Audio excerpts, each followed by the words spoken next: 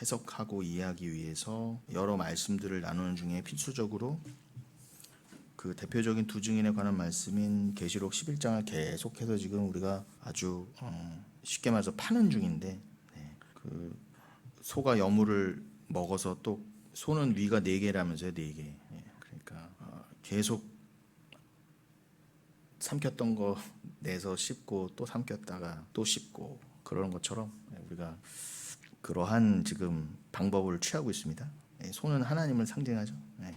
그것도 또 위가 4개예요. 하나님은 그래서 사복음서를 갖고 계신가 봐요. 아무튼 그래서 지금 우리가 그러한 맥락 가운데 지금 계속해서 요한계시록 11장을 이어서 보는 중에 또 필요한 여러 부분들을 신구약을 통틀어서 이렇게 보다 보니까 우리가 시간이 좀 걸리고 지금 어떠한 맥락 가운데 지금 진도가 나아가고 있는가 또 때로는 살짝 잊어버릴 수 있지만 제가 그래서 일부러 이렇게 잡아드린 겁니다. 큰 숲을 계속 보고 가시라고요. 어차피 성경 전체가 예수 그리스도란 큰 숲이지만 그런 세부적인 좀 맵을 좀 계속 알려드리는 겁니다.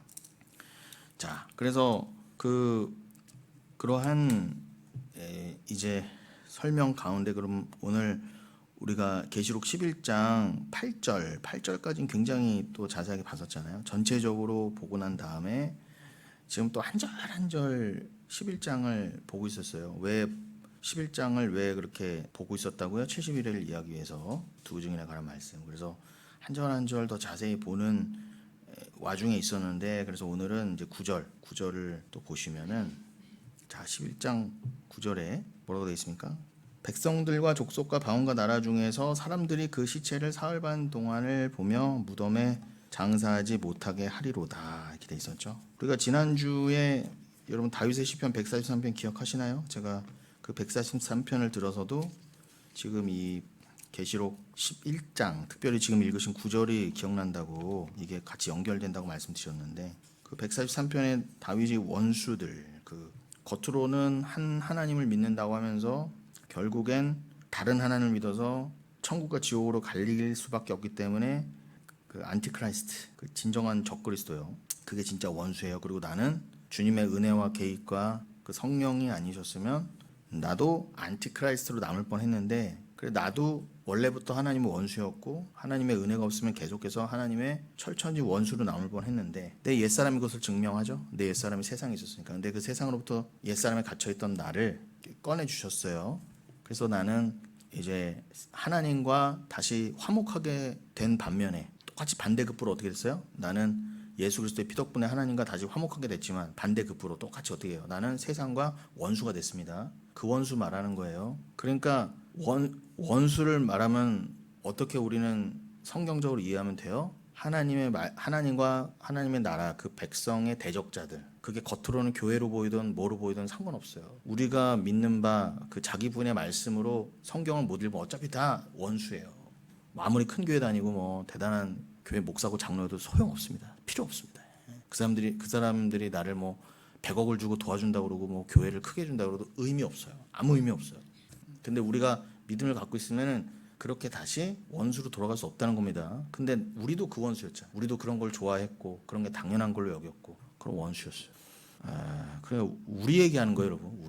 우리가 예수 그리스도의 반대 세력, 예수 그리스도를 쳐 죽인 안티크라이스트, 우리가 적그리스도였다는 거예요. 그러니까 우리가 마귀 새끼였다는 거 쉽게 말하면요.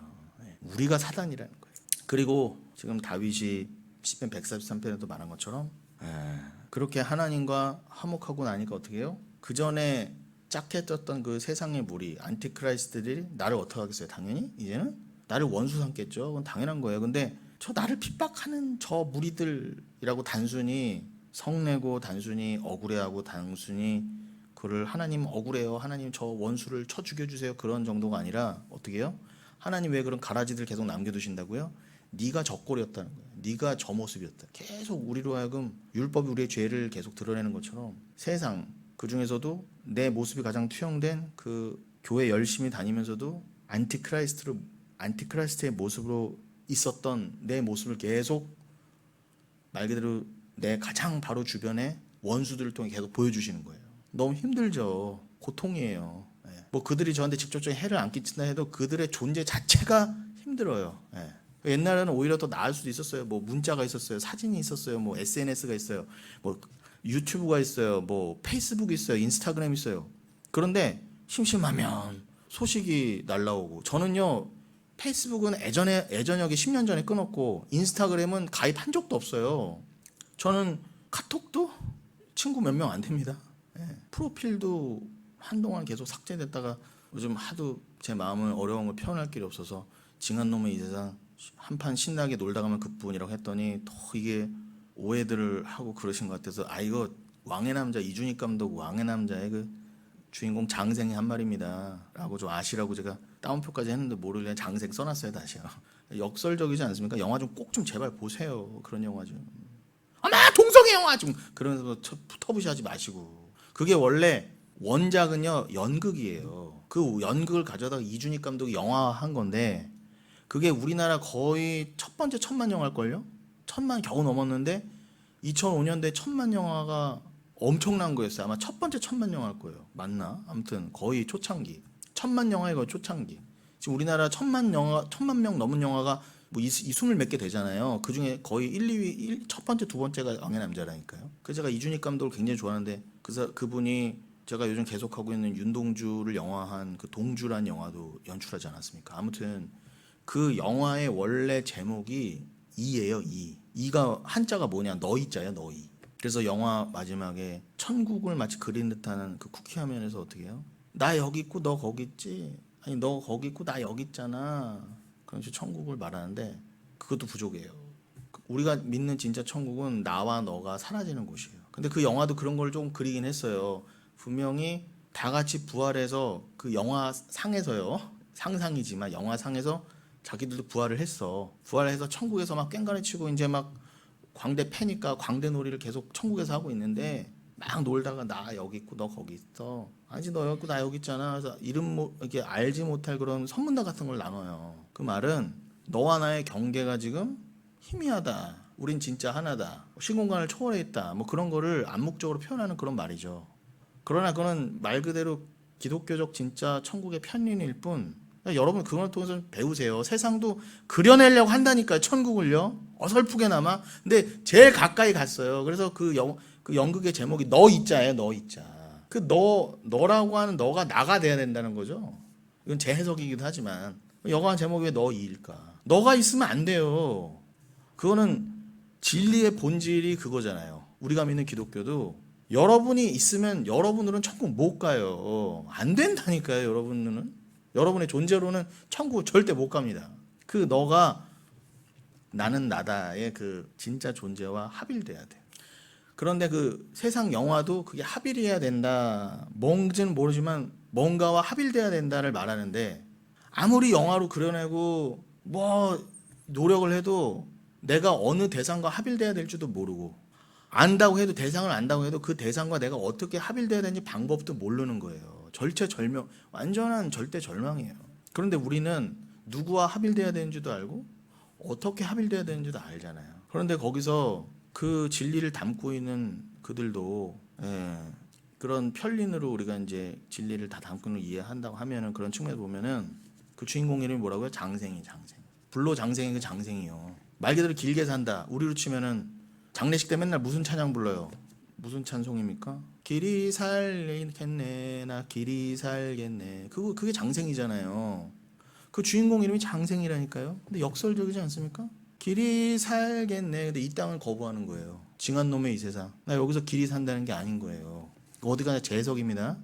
이준익 감독은 어떻게 생각하고 그렇게 했는지 모르겠지만 저는 그렇게 보인다는 거예요. 그러니까 우리는 여러분, 뭐 이채석 집사님도 기도 때 해주셨지만 맞아요.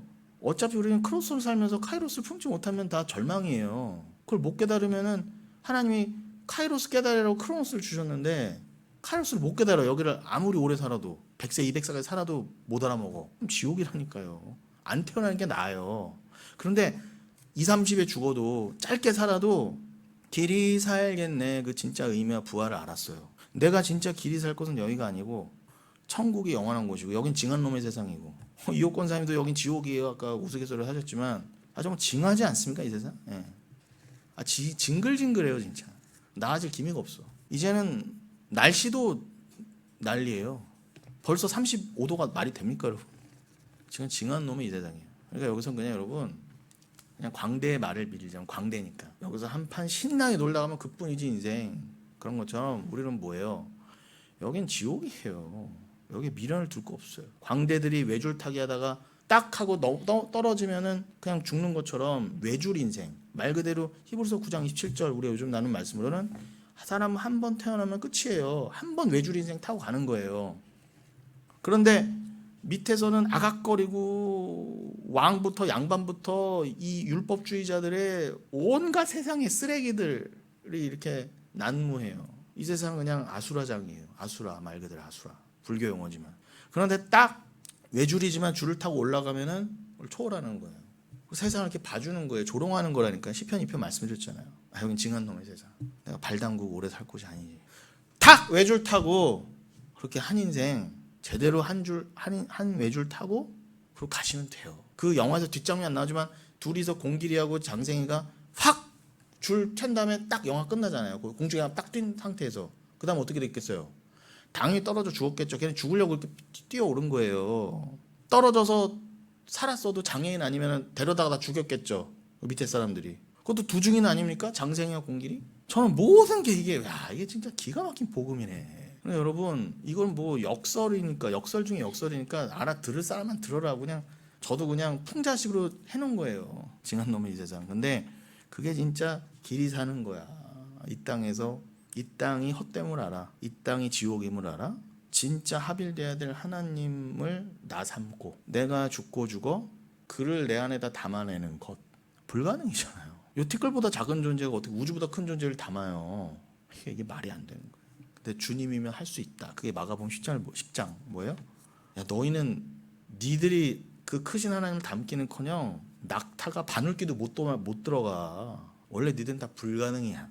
니들이 하나님과 하나 돼서 천국 들어가기는커녕 낙타도 못 지나간다. 바늘길을. 바늘길은 당시에 성문에 밤에 이제 큰 성문 닫아놓으면 그 쪽문이 있었어요. 사람 하나 겨우 지나갈 수 있는. 왜냐면 성문은 말 그대로 거기에 지키는 곳이잖아요. 그거 열리면은 외세에 침략당하면은 다 죽어나가는 거예요. 성이 함락되는 거잖아요. 성문이 가장 중요하잖아요. 밤에 가장 보초가 심하고 경계가 삼엄할 거 아닙니까? 근데 그래도 사람이 왔다 갔다 해야 되잖아요. 조그만 틈이 있었다고요. 그 틈이 넓어봐요. 적들이 기습하면 어떡해요. 그러니까 잘 모르는 곳에 조그맣게 뚫어놨겠죠. 낙타는 절대 못 들어갑니다. 우리는 그 수준이에요. 그 수준도 안 되는데 무슨 하나님을 우리가 담아요. 말도 안 되지. 그런데 뭐라고 그래요? 그 마가복음 10장에 하나님으로서는 할 수 있다 그러지. 하나님은 할 수 있다. 우리로서는 안 되지만 주님은 하실 수 있다. 그거 이루시려고 오신 분이 예수라 그래. 우리에게 외줄 인생 탁 하고 확 외줄에 뛰어내렸을 때 우리를 확 건지셔서 길이 살겠네 해주실 유일한 분이시라는 거예요.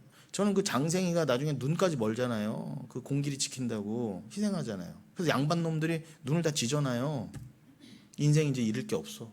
눈도 잃었지. 뭐 이제는 다 잃었어. 징한 놈의 이 세상에. 그렇게 우린 털려가는 거예요, 여러분.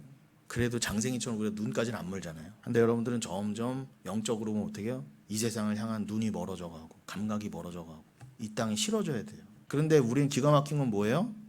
그런 고난이 없으면 수시로 어떻게 살만하면 어떻게 돼요? 또 여기서 길이 살겠네, 길이 살고 싶네 이러는 거예요. 이게 정말 지긋지긋해요. 예, 이런 이게 쳇바퀴 도는 게 여기서 헤어날 길이 없어. 줄을 붙잡아야죠. 이미 벗어났다지만 나를 빨리 좀 건져 주소서. 이게 바로 성도의 탄식이라 그랬잖아요. 그거 외에는 없어요. 성경은 돌아가면 시편 143편 얘기하다 그랬죠. 다시 사도 바울과 동일한 표현으로 다윗이 하나님 앞에서 의로운 자는 하나도 없습니다 그랬어요. 그러면 사도 바울은 로마서 3장 10절에서 의인은 하나도 없다. 동일한 말이죠.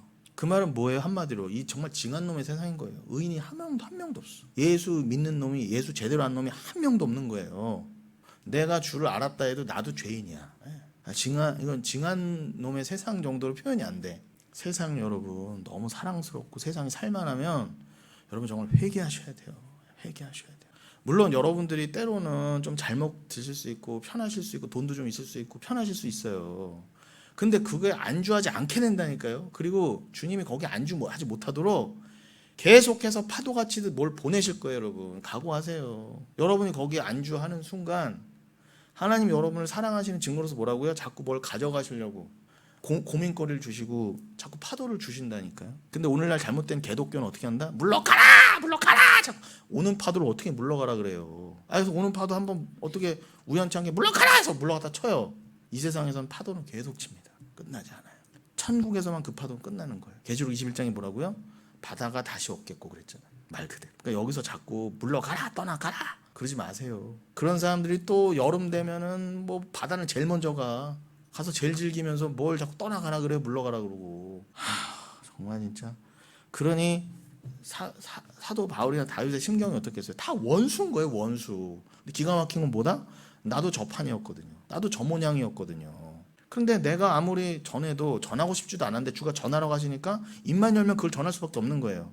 들으려면 듣고 말라면 말하라 그렇게 하는데 대부분 99.9%는 뭐라고 그러는데 오히려 진짜 원수가 돼서 핍박이 들어온다는 거죠. 그럼 아까 말씀드린 대로 옛날 같으면 SNS도 없고 뭐 그런 게 없으니까 차라리 나. 근데 이거는 지금 뭐 다 끊고 카톡도 뭐 최대한 줄여보고 뭐 해도 들리는 건 들려, 보이는 건 보이고 건너라도. 그럼 이게 또 그래 뭐 다 당연한 거지 이렇게 또 되면 되는데 그것과 동시에 어떨 때는 정말 그냥 보이고 들리는 것 자체가 고통인 거예요. 저는 아직 이성이 있고 감정이 있고 감각이 있잖아요. 여러분이 뭐 너는 아직 젊어서 그래 내지는 성격이 그래서 그래 그러지 마세요. 정도의 차이는 있고 그리고 하나님이 저를 또 이렇게 만드셨잖아요. 부르르 하게. 근데 제가 그냥 남들 그냥 잘 되는 거 저거는 저 교회 잘 되네 저거 좋은 집 사네 제가 단순히 그런 거 제가 원망하고 불평하는 겁니까? 아니 말도 안 되는 거를 교회라고 그러고 뭐 또 개척했다고 그러고 뭐 설교한다고 그러고 뭐 온갖 뭐 하면은 참 진짜 이거 뭐 갈수록 이게 정화가 되고 정리가 되는커녕 예상됐던 바이지만 그냥 그 원수들의 존재 자체가 힘든 거예요. 원수들의 존재 자체. 그럼 다윗도 정신 수양 잘 되고 뭐 나이도 좀 먹었고 그랬으면 좀 안 그럴만 하잖아요. 근데 이 원수들 근데 그 원수를 통해서 자꾸 내가 보이고 근데 하나님이 계속 자꾸 집요하게 보여주셔. 왜요? 너가 어떤 처지에서 구원받는 걸 제발 좀 잊지 말아라. 왜요? 하나님이 조금만 원수들을 안 보내시면 금방 영적으로 나태해지거든요. 금방.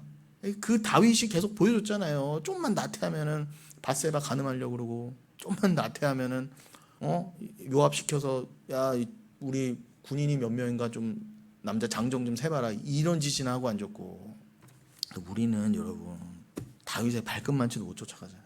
다윗은 본받을 만한 사람도 아니지만 우리는 할 말이 없다는 거예요.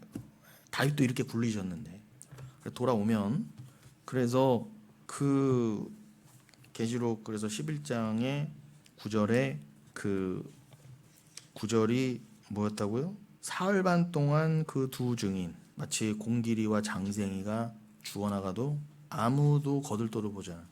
그 영화의 마지막 장면 어떻게 끝난다? 연산군을 때려잡자고 다 중종 반정이 일어나는 장면으로 끝이 나요. 우르르 다 몰려 들어간다고 경복궁으로. 경복궁이지 어딘지 우르르 몰려가는 그 중종 반정 일으키는 세력들이 몰려오는 해서 외줄타기 탁 하고 영화 끝나요. 떨어져 자빠져 죽었거나 밟혔을 거 아닌가 다. 그럼 그 사람들이 막 시체 밟고 가면서 제대로 챙겼겠어요. 그것도 광대 새끼들. 광대면 천한 놈 중에 천한 놈인데 거의 노비 백정 수준이었는데 당신 거들떠 받겠어요? 지금 두 증인이 거의 그 수준 취급을 당하고 있습니다. 근데 시편 143편에 뭐라고 그랬다고요? 그 다윗이요? 지난번에 살펴봤듯이 지난주에 동일한 맥락에서 그 원수들의 이 세상에서 그 원수들이 나를 어떻게 취급한다? 나를 건지소서 나를 건지소서 내 영이 피곤하나이다. 내 원수들을 끊으소서 계속 반복하죠. 그런데 3절에 그러한 맥락 가운데 뭐라고 한다고요? 시편 143편 3절에 원수가 내 영혼을 핍박하며 내 생명을 땅에 엎어서 나로 죽은 지 오랜 자같이 나를 암흑 속에 두었나니라. 아직 살아있어요. 그런데 시체 취급한다. 시체 취급한다. 더 기가 막히잖아요. 어떻게 보면 계시록 11장보다 더하네. 계시록 11장에 죽기나 했지. 진짜 시체인데 여기는 아직 살아있는데 이 원수들이 자기를 시체 취급하는 거예요. 시체 취급. 정도의 차이는 있지만 이게 성도의 삶이라는 거예요. 다윗의 삶이잖아요. 여러분의 삶이라니까요. 근데 오히려 여러분이 너무 살기가 편하다. 뭐 주변에 원수들이 들끓어도 별 뭐 감흥이 없다. 내지는 그런 하나님이 사용하시는 가라지 그 몽둥이들 철장을 통해서 내가 깨어짐, 그 깨어짐 자체가 고통이잖아요. 자기 부인이. 그런 삶의 고뇌가 없다. 아, 이거 심각하게 돌아보셔야 돼요. 그거 진짜로요. 교회 다니고 성도면 무조건 풀 뜯어먹고 징지리 궁상으로 청승 떨면서 살라는 얘기가 아니라 강남 한복판에 살아도 반드시 갈급하게 돼 있어요. 갈급해야 하고요. 그리고 오히려 그런 게 아닌 줄 알면서도 거기에 더 달라붙어서 결국 못 놓는 나. 그 강남 아파트 한 채 건물이 뭐라고 그거 못 놔요. 못 놔. 절대 인간 못 놔요. 아닌 거 알면서도 못 놔. 원숭이 새끼가 주먹을 놔야 바나나를 놔야 거기서 덫에서 나갈 수 있는 거 아는데도 못 놔요. 바나나. 그냥 잡히는 거라니까요. 똑같습니다. 뭐 원숭이가 우리가 원숭이보다 나을 게 없어요. 그런데 그런 중에 우리를 살리신 거예요. 그런 본능, 죄인의 본능인데 우리가 죽을 때까지 못 벗어나는 그 본능. 징한놈의 세상입니다 진짜. 교회 다니는 사람들도 그런 판인데 이 세상이 얼마나 징하겠어요 진짜로. 근데 또 살라고 할 때는 살아야 돼. 발붙이고요. 어떻게 해요. 몸을 뒤집어 쓰고 살지만 최대한 장화 끼고 최대한 몸 비닐 방수 해보고 해봐야지 뭐. 더러워지는 건 어쩔 수 없어.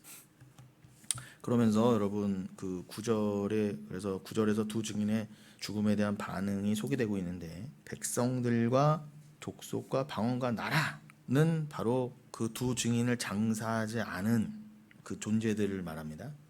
적그리스도죠 말 그대로. 백성들과 족속과 방언과 나라. 두 증인을 다윗 시체 취급하듯 다윗이 대표하는 바 두 증인은 교회인데 교회를 시체 취급하잖아요 지금요. 진짜 교회를요. 말씀을 전한 진짜 주의 종들을 시체 취급하잖아요. 그게 백성과 족속과 방언과 나라라는 거예요. 그런데 지금 순서만 다르지 백성과 족속과 방언과 나라 이게 계시록 7절에서는 어떻게 나와요? 저는 나족백방으로 외우거든요. 나라와 족속과 백성과 방언 순서만 다르지 같잖아요. 그러니까 나라와 족속과 백성과 방언이 어디도 나왔다? 계시록 7장. 계시록 7장이 어떤 상황? 앞에 1절부터 7절까지는 12지파로부터 단지파가 제외되긴 했지만 대신 레위지파가 들어가서 12지파로부터 12,000명씩 뽑아요. 그래서 14만 4천을 만들어요. 그거는 전투하는 교회다. 이 땅에서 아주 영적인 전투를 감당하는 교회를 묘사하는 거예요. 여러분을 묘사하는 거예요. 그 지상에 아직 영적 전투를 감당하는 그 교회도 여러분을 상징하고 이어서 7장 후반부는요. 동일한 교회인데 하나님이 사도 요한에게 야 너에게 내가 14만 4천으로 묘사되는 아직은 구원의 싸움을 감당하고 있는 교회를 보여줄 건데 그 교회의 진짜 모습은 뭔 줄 아니? 하면서 하늘을 보여주세요. 천상의 교회를 보여주신다고요. 그러니까 승리한 교회, 더 이상 전쟁하지 않는 교회.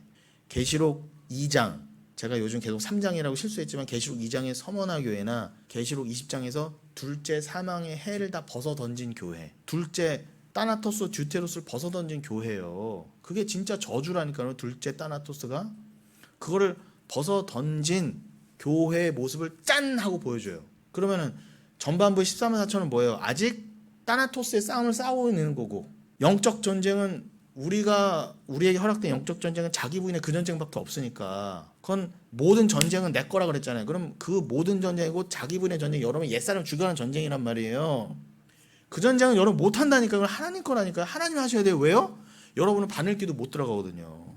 낙타가 못 들어가도 주거하셔야 되거든요. 결국 낙타보다 더 큰 여러분을 깎아서 그 안에 집어넣으면 어떻게 돼요? 자기 분 시키는 거려면 하나님이 하셔야 되는 거예요. 여러분 생살 깎을 수 있어요? 말 그대로? 그 바늘기 들어가려면 그 낙타를 살린 채 어떻게 집어넣어요? 낙타가 바늘기 되면 완전히 도륙당해야 되는데 문자적으로도 그러니까 그건 여러분들의 진짜 말 그대로 천국에 들어가기 위해서 여러분이 완전 삭제돼야 된다는 거잖아요. 추가하시는 거예요. 그 전쟁만 하는 그 전쟁. 그 전쟁을 아직도 감당하고 있는 게 14만 4천이 이 땅에서 여러분. 근데 야 영원한 승리 이미 그 전쟁을 끝내고 둘째 사망의 해를 벗어던진 교회가 있어. 그게 진짜 교회인데 그게 너희의 진짜 모습이야. 너 이미 저렇게 완성돼 있어 라고 7장 후반부에 보여줘요. 위로가 되잖아요. 엄청나게 위로가 되잖아요. 거기서 뭐라고 그랬다? 나라와 족속과 백성과 방언으로부터 나온 수많은 무리라고 그래요. 그러니까 우리의 원래 위치가 어디였다? 나라와 족속과 백성과 방언이었던 거예요. 그런데 11장에서는 뭐라고 그래요? 그 두 증인을 때려 죽였던 게 누구예요? 나라와 족속과 백성과 방언이었던 거예요. 여러분이었던 거예요. 여러분이 교회를 죽이고 있던 거예요. 여러분이 은혜를 몰랐을 때 여러분이 율법주의로 여러분이 잘못된 기독교 믿으면서 개독교도인이 됐을 때 여러분이 진짜 교회를 때려 죽이고 있던 여러분이 나라와 족속과 백성과 방언이었단 말이에요. 말 그대로 세상. 그러니까 하나님의 원수는 여러분이 맞았어요. 제가 맞았다니까. 근데 그 중에서 건져서 교회 만들어 놓은 거예요. 신부. 이걸 믿음이 아니고 이게 어떻게 믿어져요 이게 도대체. 아니 저는 이유를 모르겠네. 왜 그래야 돼요 도대체 하나님이. 왜? 아무리 사랑하신다지만 우리는 사랑을 몰라요. 알 수가 없어요. 알 수가 없어요. 사랑은 우리 게 아닌 게 맞아요. 그럼 사랑이 율법의 완성이래요. 그럼 우리 사랑 모르잖아요. 우리 율법도 모르는 거예요. 그럼 율법은 하나님 사랑 이웃 사랑이라면서요. 모르는 거라니까요. 진짜 행위도 모르고 사랑도 모르고 쥐뿔 아무것도 모르는데 덜커덕 구원해 주신 거예요. 와, 나 정말. 그리고 그거를 하나하나 깨우쳐가게 하시고 깨우쳐가면서 자기 분 되게 만드시고. 그런데 그 길로 계속 가요. 또 뭐 삐졌다 그러고 힘들다 그러고 뭐 자빠졌다 그러고 뭐 안 나온다 그러고. 제가 보기에는 출애굽에서 나온 그거 봐요. 저 써놔도 안 조용한다니까요. 오히려 저 예배 중입니다. 저 해봐나 봐야 오히려 더 시끄러. 더 용용 죽겠자고. 요즘 세상은 더 그래요. 저런 것도 원수지만 제가 말하는 건 저렇게 예배 중이라고 해놓고 좀 조용히 해주세요. 아무리 해놔도 저기 떠드는 그건 진짜 원수가 아니에요. 저는 당연한 거예요. 근데 진짜 악랄한 원수는 뭐였다? 예배 땐 조용히 해야지. 나는 예배 드리는 사람, 나는 교회 다니는 사람 했지만 진짜 말씀을 무시하고 죽였던 나.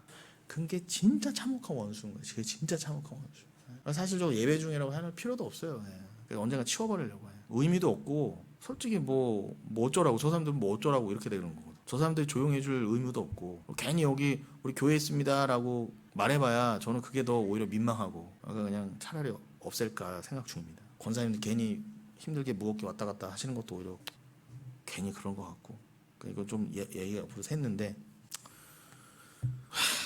저 애새끼들 저거 뽑아먹는 저 과자 뽑아먹는 게 뭐라고 저렇게 굳이 교회 앞에서 저렇게 저걸 만들며 돈 한 푼 더 벌겠다고. 저 공용장소에다가 우리가 컴플레인 걸면 저거 당장 없애야 되는데 앞에서 저거 좀 먹겠다고 그 애새끼들 그거 기살려주겠다고 소리 질러주고 저 100이면 100 다 뽑는 거 잘했다고 해주고 장사소 그거 뭐 100원도 안 한 거 가지고 저거 500원 넘게 뽑아먹게 하고 정말 진짜 정말 징한 놈의 세상이에요. 징한 놈의 세상. 하나부터 열까지가 징합니다. 진짜 징해. 아무리 그래도 저럴 거예요. 분명 예배드리는 거 알고 있는데 진짜. 근데 어쩔 수 없어요. 시체도 안 찾아가고 다 밟아버리는데 여러분 우리가 교회 취급 받기를 원하시면 안 돼요. 우리가 교회입니다 할 것도 없고 정 못하면 우리가 나가면 되지 뭐. 우리가 나가야죠. 뭐 어떡하겠어요. 저길 다 사버리던가 그냥. 그래서 그 백성들과 족속과 다음과 나라는 두 증인을 장례 치르지 않은 채 그 시체를 그대로 방치합니다. 그리고 10절에 뭐라고 그래요? 땅에 사는 자들. 이 두 선지자가 땅에 사는 자들을 괴롭게 한 거로 땅에 사는 자들이 그들의 죽음을 즐거워하고 기뻐하여 서로 예물을 보내리라 하더라. 이게 예언되었습니다. 왜 시체를 보고 막 기뻐하는 현상이 일어나요? 그 전에 두 증인이 땅에 사는 자를, 말 그대로 이 징한 놈의 이 세상을 아주 그냥 여기가 좋사오니 하는 인간들을 계속 괴롭게 했거든요. 야 이거 아니야, 이건 징한 놈의 세상이야, 여긴 지옥이야. 니들은 다 버러지야 이렇게 돼버리니까 누가 그걸 곱게 듣겠어요. 누가 그걸. 그 아사리판 밑에 왕도 있지, 양반도 있지, 재벌도 있지, 다 있는데 네가 뭔데 이 광대 새끼야. 네가 올라가서 징한 놈이 이 세상을 저 끌어내라 죽여버리는 거죠. 공길이와 장생이 올라 뭐라고 했다고요? 야 여기다 징한 놈의 세상이야. 여기 아니야. 여기 너라고 하는 자아가 없어져야 돼. 그거 아무리 위해서 광대 보니 했는데 그 말들을 광대짓으로밖에 안 보이는 거야. 그러니까 세상은 우리를 무슨 짓으로밖에 안 본다? 저 광대 새끼들 광대짓 한다 그런 거. 광대를 누가 인정해줘요? 광대를요. 죽으면 그만이에요. 근데 교회가 그 직을 받도록 주님이 묶어두셨다는 거예요. 이게 미치는 거예요. 근데 우리가 주를 사랑함으로 예수는 죽으러까지 오셨는데 그럼 우리가 예수의 길을 간다고 그리스도인들 한다면 야 너 이렇게 살다가 죽어하면 그냥 아멘이 되는 거예요. 왜요? 사랑을 다 모르지만 주님께 순종하고 싶은 마음이 자꾸 들거든요. 그리고 순종하게 만드세요. 광대로 살아라. 그래도 심지어 장생이처럼 너 눈먼 광대 새끼 되라 해도 싫어도 되게 돼 있어요. 그렇게 되게 정해져 있는 자는 그걸 하나님의 예정과 작정이라 하는 것입니다. 여러분 얼마나 이 복음이 싫어요? 여러분 괴롭죠? 저도 전하기 싫어요. 이렇게 좋은 날 말고 이렇게 좋은 날 날씨 좋은 날 모여서 뭐 선거 얘기하고 세상 사는 얘기하고 복 받읍시다 그러면 얼마나 좋아요. 서로 좋고. 근데 그 말이 곱게 안 나가는 거 어떡하라고. 장생이 절대 입에서 고운 말 안 나갔어요. 절대 고운 말 안 나갔어요. 그게 대상이 왕이 됐던 양반이 됐던 찢겨가고 죽었다고요. 장렬하게. 그래서 장생이에요. 길이 산다. 여기서는 죽어야 돼요. 빨리 죽어요. 단명이에요. 근데 여기서 세상을 찌르고 가야 여러분 진짜 부활의 장생이 되는 겁니다. 진짜 길이 사는. 근데 교회는 가짜 교회는 절대 이거를 말하지 않아요. 그래서 이 땅에 사는 자들이 위에는 뭐라고 했다고요? 백성들과 족속과 방언과 나라. 그럼 이 두의 의미가 같다는 거가 금방 아실 수 있겠죠? 땅에 사는 자들이 결국 나족백방이었고 나족백방이 결국 땅에 사는 자들이었구나. 예. 뭐 논리적으로도 상식적으로 당연한 겁니다. 그런데 하나를 더 말씀드리면 이 문맥에 의하면 땅에 사는 자들에 의해서 이 땅에 사는 자들의 이제 부정적인 의미를 갖잖아요. 예. 그래서 앞에서는 뭔가 구절에서는 나족백방이 그나마 좀 중립적인 성격을 띠는가 보일 수도 있지만 뒤에 그 땅에 사는 자들에 의해서 완벽하게 이거는 안티크라이스트로 증명이 되는 거예요. 그 증거를 하나 더 대드리자면 땅에 사는 자들이 13장 8절에도 나오거든요. 계시록 13장 8절. 그 13장 8절에 뭐라고 되어 있습니까? 죽임을 당한 어린 양의 생명책에 창세 이후로 이름이 기록되지 못하고 이 땅에 사는 자들은 다 그 짐승에 경배하리라. 그럼 이 13장 8절의 표현을 하면은 11장 이 10절에 땅에 사는 자들은 어떤 자들? 생명책에 농명되지도 않았고 짐승에 경배하는 자. 바로 지옥 백성이라는 거예요. 말 그대로. 사단의 추종자잖아요. 그래서 왜 굳이 또 땅에 사는 자들이라는 표현을 했다? 그 13장 6절에 뭐라고 되어 있어요? 13장 8절을 본 김에 그 위에 절에 짐승이 입을 벌려 하나님을 향하여 비방하되 그의 이름과 그의 장막곧 하늘에 사는 자들을 비방하더라 그러죠. 그러니까 정확히 대조가 되어 있잖아요. 하늘에 사는 자, 땅에 사는 자. 땅에 사는 자는 뭐예요? 주일 표현을 하면 그냥 크로노스에 묶여 있는 자, 크로노스를 위해 사는 자. 하늘에 사는 자는요. 하늘에 사는 자는 누구예요? 이 땅에 살지만 이미 하늘에 사는 자. 크로노스를 통해서 카이로스를 사는 자, 크로노스를 통해 카이로스를 보는 자, 묵시를 보는 자. 크로노스에 살지만 이 크로노스는 징한놈의 세상이다 여기고 하늘을 바라보는 자. 그가 바로 생명체에 기록된 자라고요, 여러분. 그러니까 우리가 여기서는 징한놈의 세상 열받고 무시당하고 광대 취급을 받아도 심지어 맹인 광대에 죽어도 시체 널브러져도 아무도 눈여겨보진 않고 그 정도에 넘어서도 어떻게 해요? 잘 죽었다. 오히려 그러고 앉았어요. 그렇게 증거 삼으신 걸 어떻게 해요? 여러분 천국 백성이라는 증거를 이 땅에서는 그런 삶으로 귀결되도록 만드셨어요. 그럼 계시록을 통해서 분명하죠. 여러분 이거는 뭐 듣기 싫은 거예요. 아무리 복음이지만 여러분 안에 뭐 영이 듣는다고 해도 말 그대로 영이 있으니까 버티는 거지. 여러분의 지금까지 살아오신 인생과 고집과 연륜과 또 이 전하는 자는 여러분보다 어린애도 아들뻘이잖아요. 들을 수가 없어요. 들리지도 않고 듣고도 싶지 않고. 그런데 객관적으로 상식적으로는 여러분도 여기 있을 수가 없어요. 좋은 말도 안 해줘. 아들뻘 목사가. 오늘 나가는 게 맞아요. 안 나오면 그만이에요. 그럼 저도 여러분 근데 나가시면 안 돼. 붙잡아야 돼. 듣기 좋은 말씀 해드려야 돼. 억지 위로라도 해드려야 돼. 마음에 없는 말을 해드려야 돼. 이럴 마음 전혀 없어요. 그래서 그들은 두 증인의 증언 사역으로 인해서 매우 괴로워했죠. 그 땅에 사는 자들이요. 베옷을 입은 두 증인이 세상의 죄를 지적하고 회개를 촉구했기 때문에 그렇죠. 이 장생과 공길이죠. 그래서 어둠이 빛으로 나오기를 부끄러워하듯 빛으로 나오라는 그 두 증인의 요구에 장생 같은 경우는 눈먼 장님이었지만 눈먼 장님이 뭐라고 그래요? 빛으로 나오라. 그러니까 저 미친 새끼죠. 지놈도 너무 먼 주제에 뭘 빛으로 나오라고 그래. 더 말을 안 듣죠.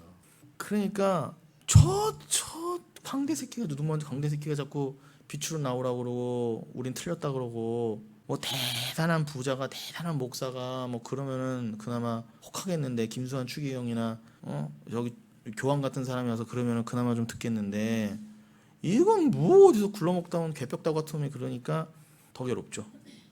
자기 자존심 뭉개니까. 그래서 그 요한복음 3장 20절 읽을 들으면 이렇게 돼 있잖아요. 요한복음 3장 20절에 예수님께서 뭐라고 하십니까? 악을 행하는 자마다 빛을 미워하여 빛으로 오지 아니하나니 이는 그 행위가 드러날까 함이요 진리를 따르는 자는 빛으로 오나니 이는 그 행위가 하나님 안에서 행한 것임을 나타내려 함이라. 예수님이 정확히 말씀하셨죠. 진리를 따르는 자는 빛으로 나오게 돼 있어요. 이는 그 행위가 하나님 안에서 행한 것임을 나타내려 함이라. 하나님께 나오는 그 행위, 구원받는 그 행위는요, 여러분께 아니라는 거 또 말씀하시잖아요. 그거는 하나님 안에서 행해진 거야. 하나님 안에서 예수가 십자로 행하신 거 행하면 너희가 그냥 묶인 거야. 그걸 너희 그냥 행함으로 해준 거야. 그렇게 묶은 자들은 내가 부르면 목자의 음성에 귀 기울이고 빛으로 나오게 돼 있어. 그게 바로 생명책에 기록된 자들, 그게 바로 하늘에 사는 자들이야. 이건 물론 계시록의 표현이지만 같이 붙인 거지만 어차피 요한복음이나 요한계시록이나 또 더욱 연관성이 있으니까요. 그런데 반대로 악을 행하는 자들은 뭐라고요? 빛을 미워합니다. 근데 악을 행하는 자가 누구냐는 거예요. 그러니까 단순히 사기치고 도둑질하고 나라 팔아먹은 놈이 악을 행하는 자가 아니라 악을 행하는 자는 누구예요? 빛을 미워하는 자예요. 예수를 미워하는 자. 예수의 아무리 광대가 전해도 복음이면은 알아듣게 돼 있거든요. 겸손하게. 근데 죽었다 깨나도 안 듣는 놈들. 교회 오래 다니고 뭐 세상 잘난 사람이라 해도 그 빛 가운데로 못 나오면 그는 어차피 악한 자예요. 그가 원수라고요, 여러분. 그가. 이 말이 이렇게 어렵습니까? 선과 악의 기준을 하나님께 맞추자는데.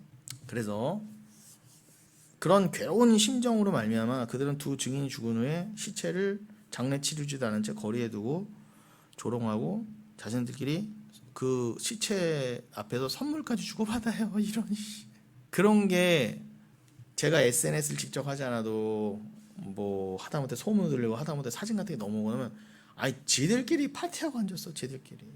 말 그대로 자기들만의 리그예요. 자기도 교회래. 뭐 서로 웃고 얼마나 다들 착하게 생기고 봉사하고 지역을 복음화시키자. 나가자 전도하자. 교회 이루자. 얼마나 착해요. 그런데 그러면서 우린 잘하고 있습니다. 서로 칭찬해주고 뭐 선물도 주고받고 돈도 주고받고. 역겨운 거예요.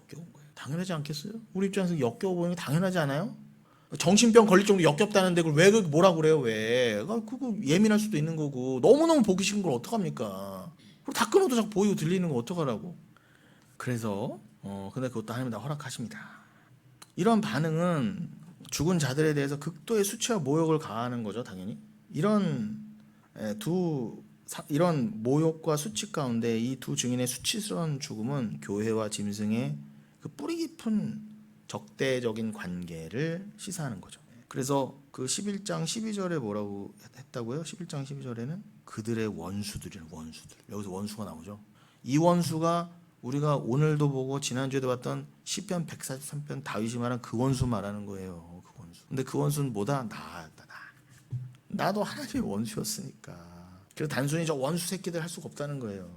또한 교회가 십자가의 수치스러운 죽음을 당하신 그리스도의 본을 그 길을 따라야 된다라는 진리에 근거하기도 하는 겁니다.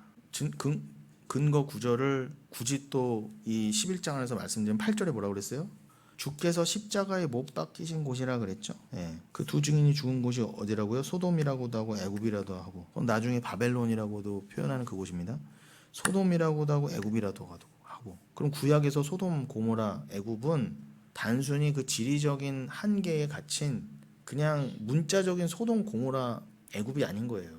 영적으로 해석되어야 되기 때문에 그렇게 두신 거예요. 그리고 하나님이 소돔과 고모라 다 유황불로 역사적으로 다 태워버리시고 애굽 다 망하게 하시고 다 수장시키시고 바벨론 다 망하게 하신 그게 뭐예요? 그 원수들의 근본, 그 원수들의 이 땅 하나님이 다 심판하실 것이라는 정확한 근거가 있습니다.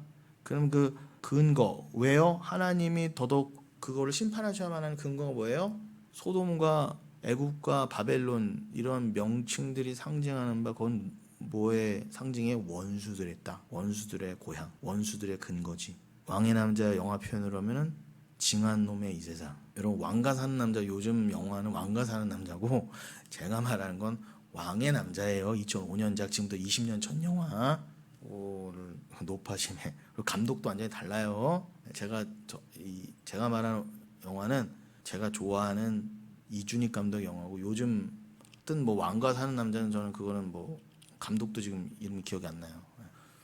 그런 건 재미로 보시되 그런 건 굳이 안 보셔도 되긴 하는데 왕가 사는 남자 거기도 뭐 건질 게 많긴 한데 왕의 남자는 보시라는 거예요. 왕가 사는 남자 못 보시더라도. 자, 그래서 그 8절에 주께서 십자가에 못 박히신 곳이다. 아예 그냥 딱 못을 박아버리십니다. 이 세상은, 이 징한놈의 세상보다 주께서 십자가에 못 박히신 곳이다.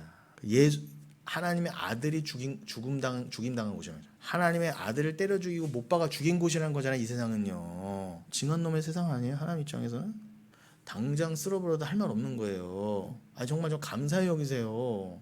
여러분 아들을 보냈어, 내 나라에. 근데 거기서 반란을 일으켰네.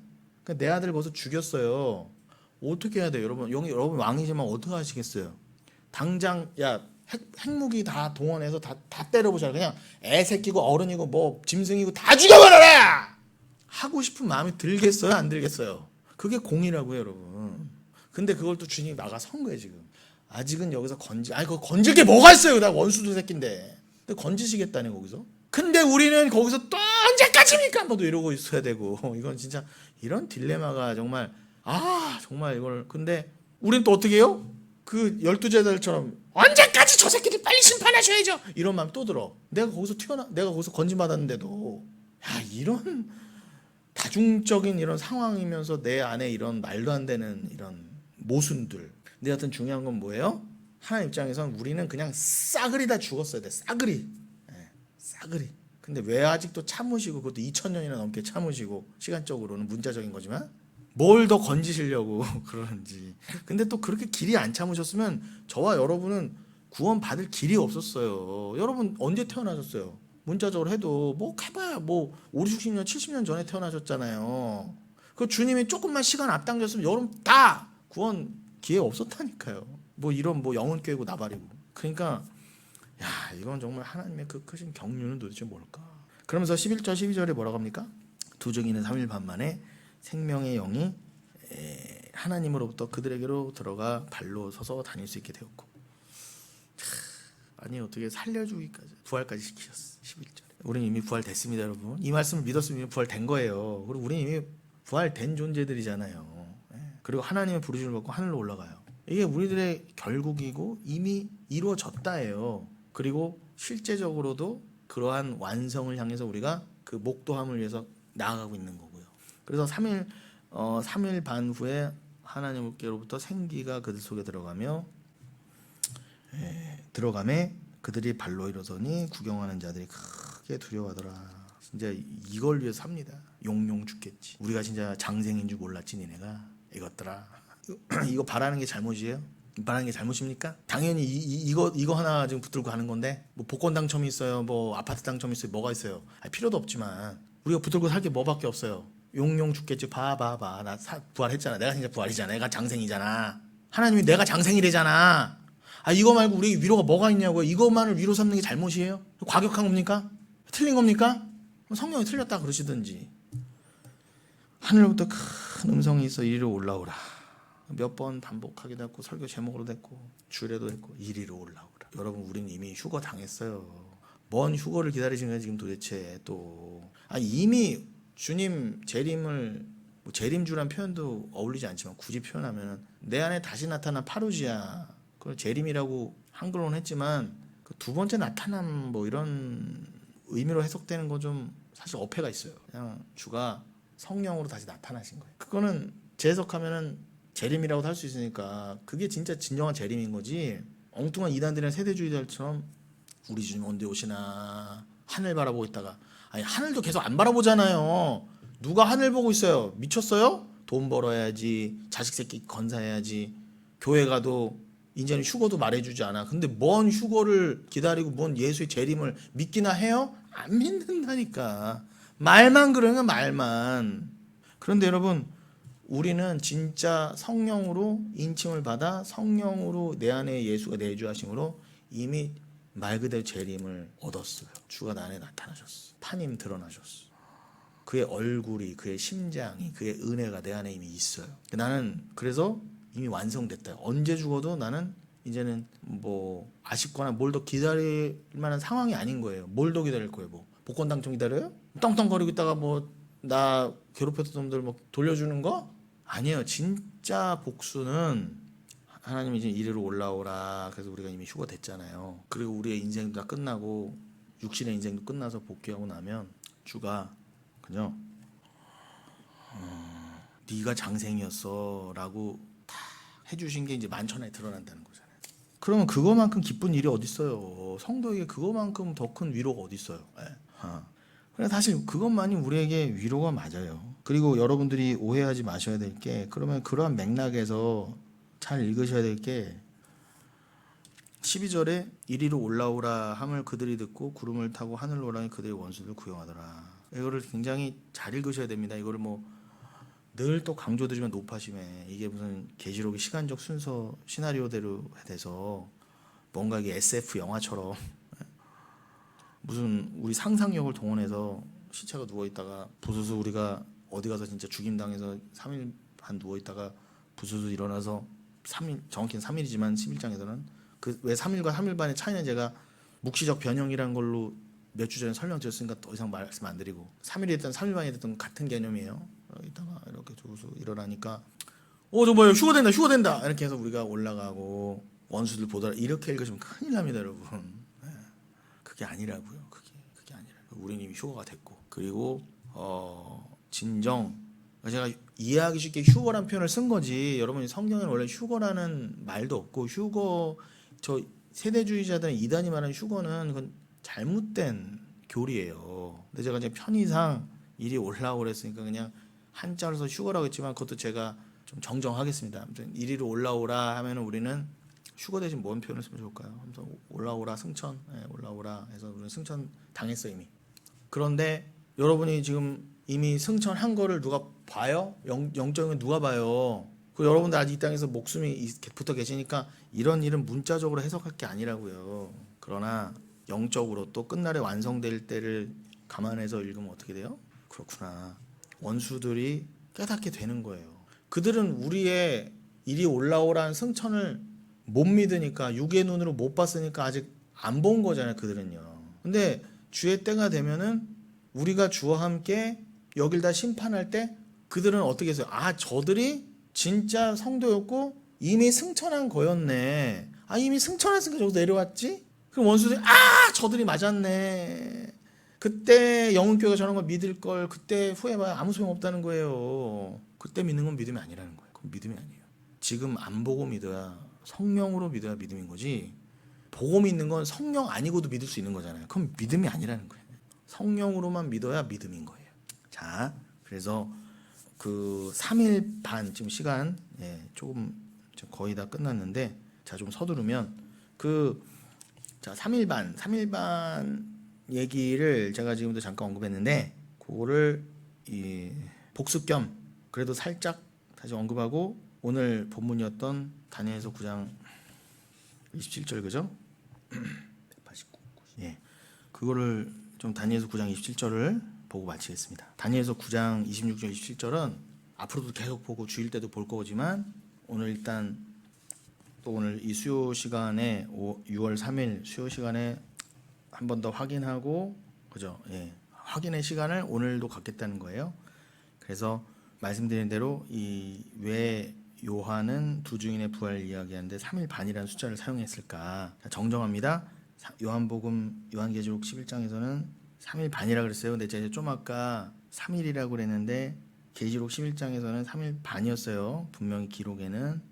그런데 제가 왜 급하게 설명하다 보니까 좀 이렇게 왔다 갔다 했는데 근데 결국은 틀리지 않은 건 뭐냐면 11장에서는 3일 반이라고 했지만 예수님은 3일 있다가 벌어졌다고 그랬잖아요. 그러면은 이 두 증인도 어차피 예수님의 길을 그대로 따라가는 자들 교회라면서 말 그대로. 그러니까 계시록 11장의 편으로는 3일 반이지만 궁극적으로는 결론적으로는 뭐예요? 그게 곧 3일이라는 거 맞잖아요. 그러니까 제가 아까 뭐 3일로 표현했다가 3일 반으로 표현했다가 왔다 갔다 한 게 잘못된 건 아니라는 거예요. 근데 엄밀히 다시 지금 못 파시면 말씀드리면 벌써 몇 주 전에 한 얘기지만 지금 두 증인의 사역이 그리고 그 죽음이 그리스도의 본을 따른다면은 이거 뭐 어렵게 3일 반으로 해서 그냥 3일로 해놓으면 좋을 걸 그런 생각이 당연히 들지 않겠어요? 상식적으로. 그런데 왜 굳이 하나님은 오해받거나 복잡할 거 알면서도 왜 굳이 예수님은 3일이라고 그러고 계시록 11장에서는 굳이 3일 반으로 했으니까 반 차이가 나잖아요. 근데 우리는 이걸 묵시적으로 보면 그게 그겁니다 라고 그냥 퉁치고 넘어갈 수도 있지만 영혼교회 성격상 그럴 수는 없다는 거죠. 그래서 두 증인은 예수님의 죽음과 부활 경로를 따라가는 동일한 프레임을 형성하지만 사도 요한은 굳이 복음서까지 기록하고 그래서 예수님의 3일을 기억하고 기록했던 거 요한이 굳이 자신의 또 다른 책인 계시록에서는 뭐라고 기록했다? 3일 반을 썼다는 거예요. 3일 반. 이거를 한마디로 좀 어려웠지만 신학적 용어로는 뭐라고 한다고요? 그 리차드 보캄이 The Climax of Prophecy에서 이 표현을 썼다고 그랬죠? Apocalyptic Modification. 묵시적 변형. 묵시적 변형 너무 멋있지 않습니까? 이 단어 하나를 어떻게 다 설명이 될까? 그죠?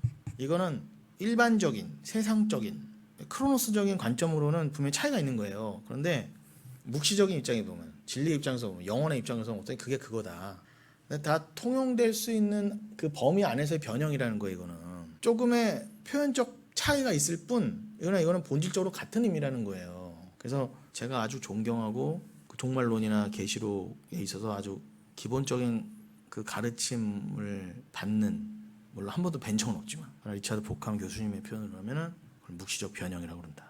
여기서 다니엘서 9장 27절 우리가 오늘 읽은 본문이 언급될 수밖에 없어요. 왜요? 3일 반이 어디 나오니까? 정확히는 3년 반이죠. 다니엘서의 3년 반이 이렇게 3일 반으로 넘어온 거예요. 이것도 묵시적 변형인 거예요. 이것도. 쉽게 말하면 예수님의 3일이나 계시록 11장의 3일 반이나 다니엘서 9장 27절의 3년 반이나 이건 원래 다 같은 개념이라는 거예요. 같은 개념의 다른 표현. 근데 이거를 막 이렇게 주고받을 수 있는데 이 그래서 계시록 11장의 3일 반의 근거는 어디서 갖고 왔다? 다니엘서에서는 물론 3년 반이라고 했지만 그 3년 반이 3일 반이라는 거예요. 자, 이거는 뭐 제가 이렇게 막 크게 뭐 무슨 근거가 있어요 이렇게 말하시면 제가 얼마든지 대드릴 수 있지만 우리 지금까지 설교든 양육이든 계속 해온 입장에서는 이게 되실 거고 간단히 말씀드리면 지금 우리가 다니엘서의 9장 27절에 그 3년 반이 잘 해석이 안 되니까 오늘날까지도 교단이 갈리고 엉뚱한 해석들이 난무하잖아요. 3년 반이라고 하는 해석을 잘 해야 되는데 이 3년 반은 단순히 문자적인 3년 반이 아니라는 것쯤은 감이 오시죠. 왜냐하면 예수님이 이 땅에 오시고 부활 승천하시고 나서 이미 시간이 역사적으로는 2000년도 더 지났는데 지금 성경에서는 예수님의 초림부터 재림 사이의 기간을 뭐라고 표현했다? 3년 반이라고 표현했단 말이에요. 다니엘서 표현을 하면. 그러면은 요 3년 반이 뭔가 영적인 숫자구나. 단순한 3년 반을 말하는 게 아니구나.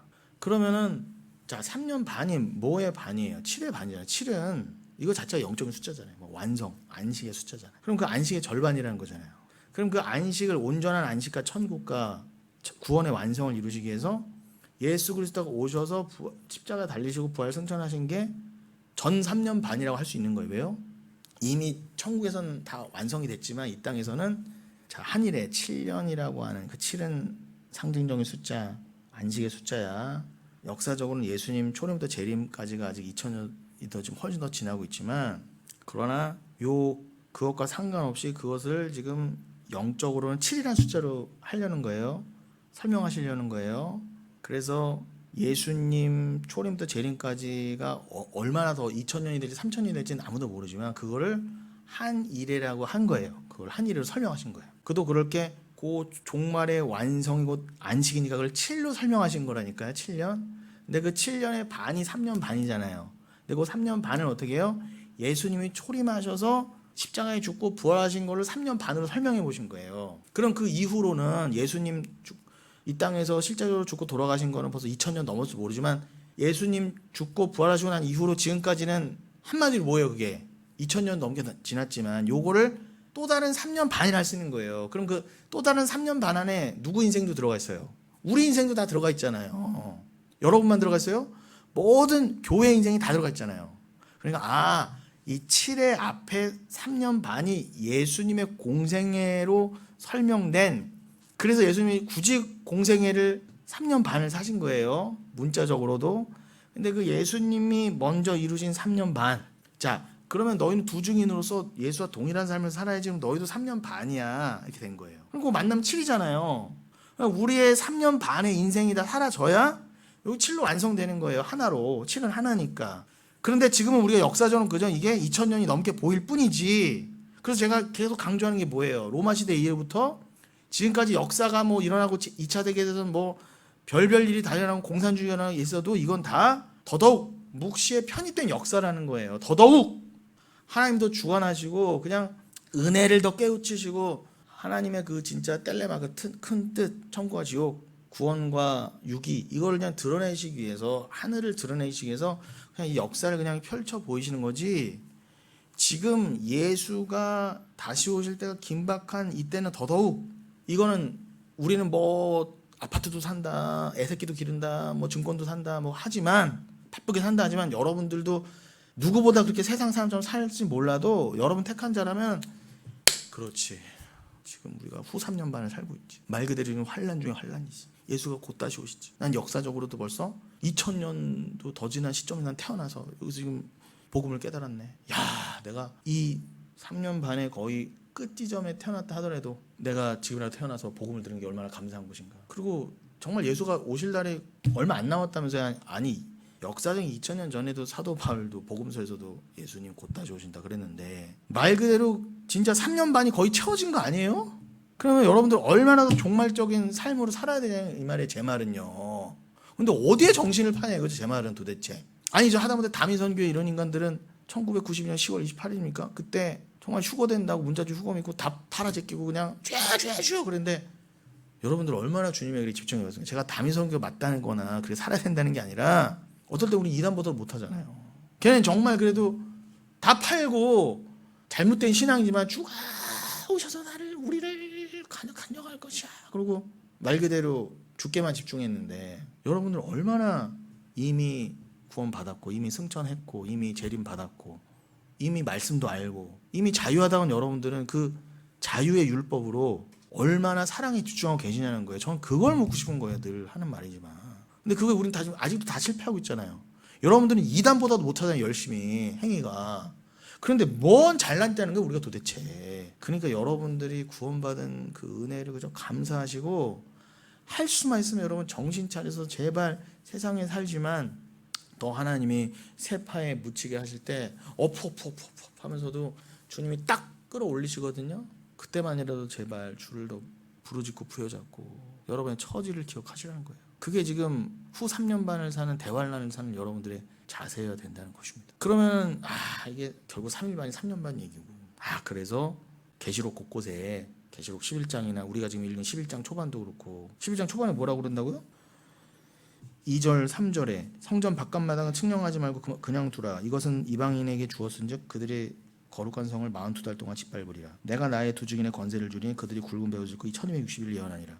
이 42달 1260이다 뭐라고? 이게 3년 반이란 거예요. 이게 다 영적인 숫자잖아요. 그렇구나. 그럼 이해가 되잖아요. 우리가 지금 살고 있는 후 3년 반 예수님이 부활 승천하시고 재림하시기 때까지의 그 기간을 상징하는 숫자구나. 이거 말 그대로 영적인 숫자고 우리의 역사를 우리 인생을 상징하는 숫자구나. 그런데 그거를 뭐라고 표현하셨다?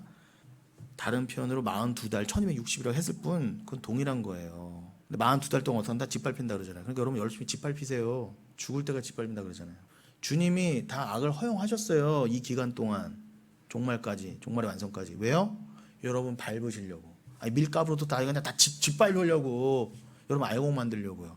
하나님 힘이 없어서 사단을 풀어두시고 어쩔 수 없어서 하신 게 아니라 딱 풀어두시되 욥기 때처럼 뭐라고요? 딱 기한을 정해놓으신 거예요. 한계를 바운더를 정해놓으시고. 그리고 그 기간이 뭐라고? 여러분들이 양육 기간이래잖아요. 양육 왜 소홀하세요 근데?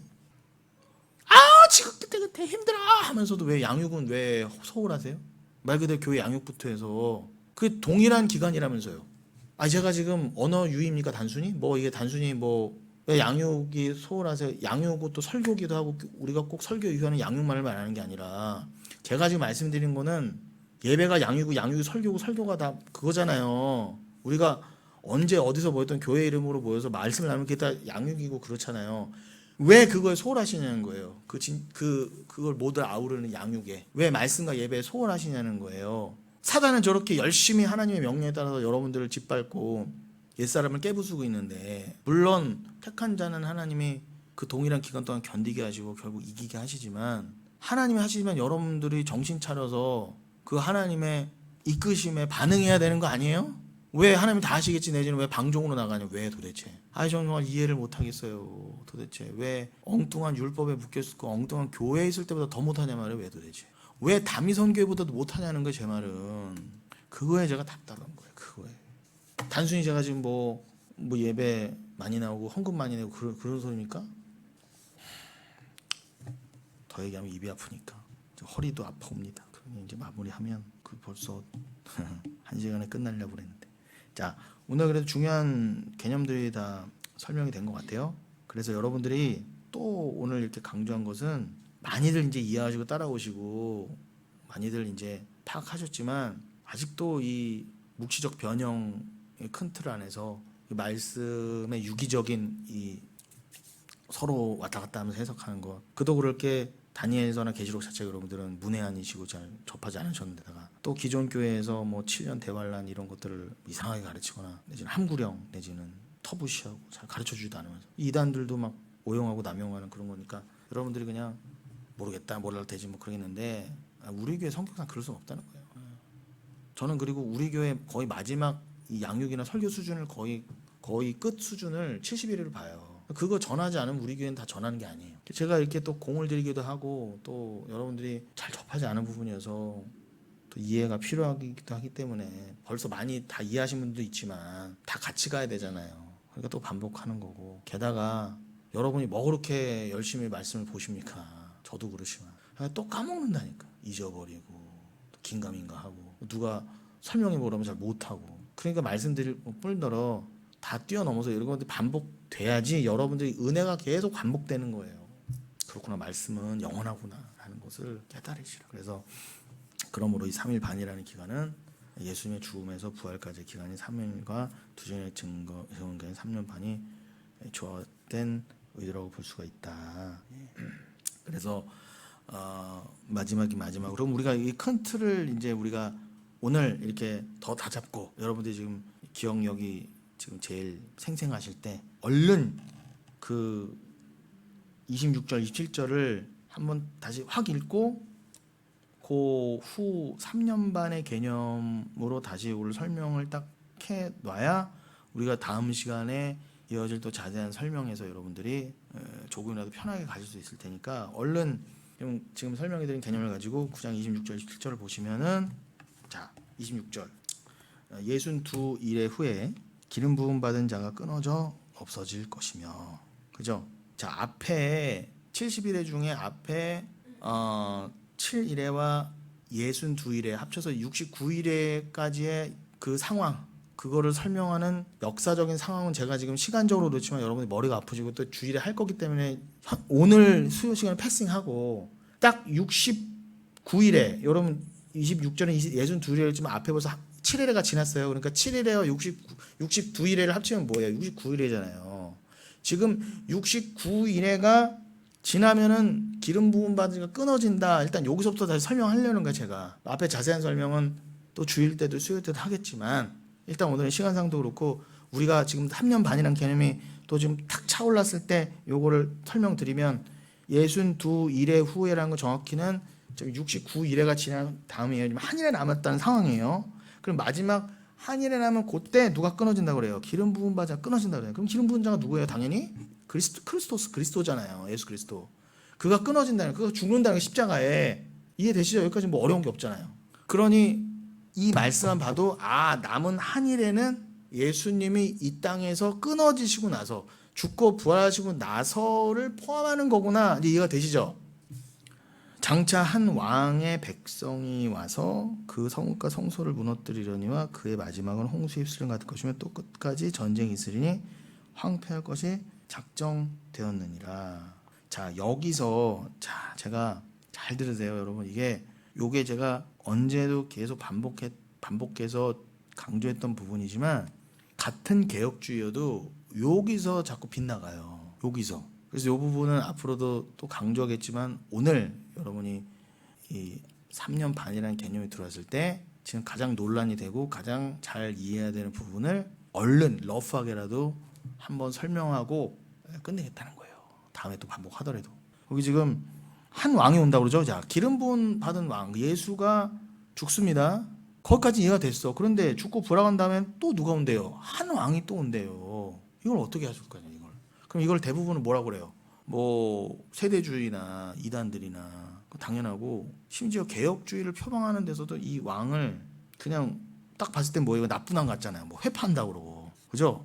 이건 누구야? 이건 또 이 적그리스도다. 이건 대번에다 그냥 적그리스도로 이해한다고요. 단순히 무슨 나쁜 왕이 오나 보다. 그걸 막 대입하려고 막 역사적으로 대입하고, 이게 뭐 누굴까? 뭐 히틀러나 아니면 뭐 지금으로 치면 푸틴이냐 뭐 자꾸 이런 식으로 해석하려고 그러고. 그러지 마세요. 의미 없어요. 그리고 제가 다 말씀드리지만 푸틴, 트럼프, 히틀러 이런 사람들만 악인이에요? 그 자들만 적그리스도입니까? 내가 적그리스도였다니까. 내가 이걸 누굴 특정인을 말하는 게 아니에요. 어차피 다 사단의 무리였거든요. 우리는요. 자, 그래서 지금 그 왕이 오는데, 그 왕이 왕은 뭘 한다고 그래요? 성읍을 회파하며 전쟁을 하는 왕이래요. 즉 심판의 왕이라는 거죠. 심판의 왕. 누굴까요? 개혁주의는 여기서 헷갈리는 거예요. 일반 개혁주의는. 잘못된 개혁주의는요. 27절을 보시면은 그 왕이 다시 와서 전쟁을 일으키는데, 그 왕이 마지막 한 이래 동안에 뭘 세운다고 그래요? 언약을 세운다고 그러잖아요. 그러면서 뭘 금한다고 그래요? 제사와 예물, 즉 성전 제사와 율법 신앙을 금지할 거라 그래요. 그 왕이요. 자, 그럼 여러분 감을 지금 조금씩 잡아 가시죠. 그게 무슨 언약이에요? 바로 그게 새 언약이잖아요. 다시요. 지금 기름 부은 이가 죽고 난 다음에 한 왕이 오는데, 그는 심판의 왕이에요. 그런데 그 심판의 왕이 전쟁을 일으키는데, 그 왕이 마지막 한 일해 동안에 언약을 세운다 그래요. 예. 그러면서 뭘 금한다 그래요? 제사와 예물과 성전 제사 율법 신앙을 금한다. 그러면 그 종말에 온 심판의 왕이 성전 제사와 율법 신앙을 금지한다는 거는 뭐겠어요? 다시 언약을 세운다는 건. 자, 이전 언약을 단순히 폐하한다는 게 아니라 내가 그 언약을 완성하러 왔노라. 그 예수의 말씀이 생각나셔야죠. 그럼 이거는 단순히 이제는, 히브리서도 말했지만 그 동물 제사, 동물 피는 예수라고 하는 진짜 영단번의 피, 그 진짜 하나님의 대제사장이자 진짜 제물이신 예수를 가리키는 거야. 분명히 말했어요. 그러니까 그 심판의 왕이 와서 이제 그만 드려. 율법에 따른 제사 그만 드려. 그래, 심지어 실제로 바벨론으로 깡그리 다 무너뜨리시고 지금까지도 거기에 성전 안 세우셨잖아요. 저렇게 네타냐후가 거기다 다시 한번 성전 세우려고 트럼프 동원해서 전제까지 했지만, 여러분 속지 마세요. 그들은 그때 이스라엘이 아니에요. 왜 자꾸 정말 목사들까지 뭐 날라가서 이스라엘을 저주하는 자는 저주받을 것이고 이스라엘 축복하는 자 이따위 소리 나고 앉았어요. 그게 그 이스라엘이 아니라니까. 그러면서 거기 간 목사 놈들이 뭐라고 하는지 아세요? 다 하고 당신의 이름으로 기도합니다. 아멘 이러더라고요. 병신들이 유대인들 앞이라고 무서워서 예수님 이름으로 기도합니다도 못해요. 거기 뭐 한국 여자도 가 있고, 지가 왜 한국 대표야? 가서 뭐 이재명 대통령이 그렇게 말한 걸 용서해 이따위 말이라고 앉았고. 여러분 지금 이스라엘은 그 이스라엘하고 아무 관계 없습니다. 1948년도에 거기다 정치적으로 그렇게 세운 이스라엘, 뭐 세대주의자 입장에서는 지금의 보수 기독교계들이 흔히 말하는 이게 뭐 종말의 징조고 이게 그 이스라엘 다시 현현이고 이따위가 없습니다, 여러분. 이스라엘은 여러분이라니까요. 그러면서 그들이 이스라엘이라고, 그들이 아무리 하나님의 도구라고 한들 그 도구 입장에서 하나님 날 도구로 쓰셨으니까 마음대로 죽여도 돼. 그러고 레바논이든 뭐 헤즈볼라가 됐든 뭐가 됐든 이란이 됐든 지들 마음대로 죽이는 게 그게 당연한 거예요? 반드시 심판 받을 거예요. 레바논, 이란 이런 사람들도 하나님을 모르고 하나님을 극렬하게 거부했던 예수 그리스도를 극렬히 거부했기 때문에 심판이 있지만, 그들을 마음껏 하나님의 이름으로 처단했던 그들도 절대로 자유로울 수 없다는 거죠. 제 말은 그냥 제노사이드일 뿐이에요. 자기들이 홀로코스트 600만 당한 거 그거 억울해할 거 없어요. 쟤들도 지금 똑같이 하고 있어요. 뭐 묻은 개가 뭐 묻은 개 그럴 뿐인 겁니다. 그런 것과 상관없이 여러분 제발 그런 거에 갇히지 마시고, 여러분이 이스라엘이에요. 영적인 이스라엘, 참 이스라엘 쉽게 말하면. 그런데 그 새 언약을 그 왕이 맺는다 그래요. 새 언약. 그 새 언약이 뭐겠어요? 당연히 피로 맺은, 십자가에 피로 맺은 새 언약 아닐 겁니까? 새 언약은 하나님의 은혜에 의해 완료가 되는 몸과 법이 하나가 되어 대상에게 전가가 되는 언약이죠.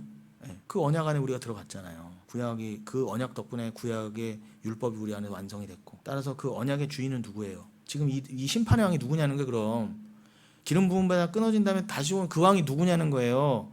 그 예수 그리스도라는 게 정확히는 성령이고요. 성령이 예수 그리스도니까 예수 그리스도도 성령이고, 그러니까 여러분 헷갈리실 거 없이 기름 부은 왕이 끊어진 다음에 오시는 또 한 명의 심판의 왕은 나쁜 왕이 아니라 그게 또 그리스도예요. 성령으로 오신 그리스도. 그가 새 언약을 맺으러 오셨으니까. 그렇다면 그 예수가 누구와 전쟁을 하겠습니까? 형식적으로 누가 전쟁하겠어요? 62일의 동안에 그 가짜 거룩한 성으로 62일의 동안에 가짜 거룩한 성으로 발각된 이 세상의 율법주의와 유대주의와 싸운다는 말이잖아요. 그런데 그 왕에 의해서 가짜 성읍이 예루살렘이 완전히 박살나요. 율법도 다 폐해지고 그 예수님이 로마까지 동원하셔서 돌 위에 돌 하나 남지 않게 다 쓸어버리셨어요. 말 그대로 모든 제사와 예물이 폐해지게 하셨다고요. 그거 하신 게 누구다? 예수 그리스도예요. 적그리스도 간 게 아니라. 이거 헷갈리시면 안 돼요, 여러분. 보니까 뭐 자꾸 문자에 갇혀갖고 이러면 나쁜 왕 아니야? 어머, 이거 누구야?